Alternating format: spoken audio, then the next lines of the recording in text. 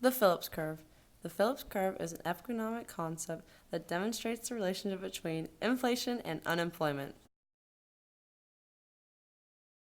The theory of the Phillips Curve states that inflation leads to economic growth, which leads to more jobs and less unemployment. The graph shows unemployment on the x-axis and inflation on the y-axis.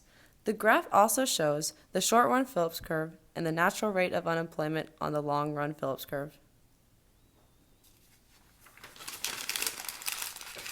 In the short run, there is an inverse relationship between unemployment and inflation. When inflation is higher than expected, profits rise and unemployment falls. This happens because there is more money than expected. When inflation is lower than expected, profits fall and unemployment rises. This happens because there is less money than expected. The Phillips curve is connected to the aggregate supply, aggregate demand graph. Changes to the ASAD graph shift the Phillips curve. The ASAD graph and Phillips curve have a mirrored relationship. They shift opposite ways like elevator doors. When aggregate demand shifts, there will be movement along the Phillips curve, a point shift. When aggregate supply shifts, the entire short-run Phillips curve will shift, a curve shift. For example,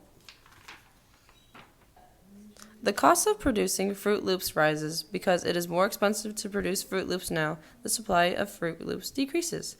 This causes the aggregate supply to decrease, which makes the short-run Phillips curve increase. This means the short-run unemployment and inflation rises.